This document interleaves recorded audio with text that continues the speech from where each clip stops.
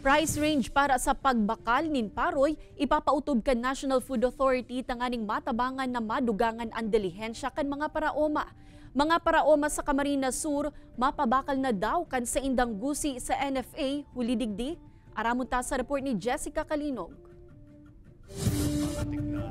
Setyembre 18 kani anunsyo ni Presidente Ferdinand Marcos Jr. ang magiging price range o presyo kan pagbakal kan National Food Authority nin paroy. Napagkauyunan kan NFA Council na gibuhong 16 hasta 19 pesos kada kilo ang bakal sa wet o fresh palay.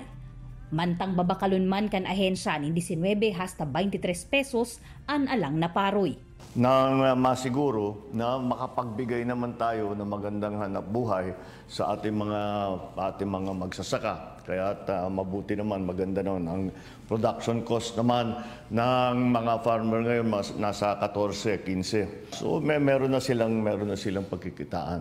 At bukod pa ron, nandyan na yung price cap. So para maikalma natin itong nangyayari sa rice prices. Sa implementasyon kan bagong buying price kan NFA, say na daw mapabakal kan sa indang gusing paroy ang pirang paraoma sa Camarines Sur. NFA dahil yung permanente dako lang dako lang bagang patungudan ka private na lang po. Nalang ko po kayong presyo kang private. Tadi diyo pag nagkuhan ka sa NFA, malimpya ka pang untiro kang pare mo tapos makuha mo itong tamang paninda kinakaipo. Samantala sa pribado, maana kaya?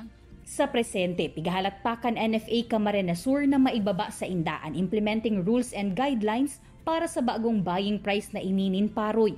Alagad aminado ang ahensya na medyo magiging challenging para sa inda ang pag-akomodar nin preskong paroy.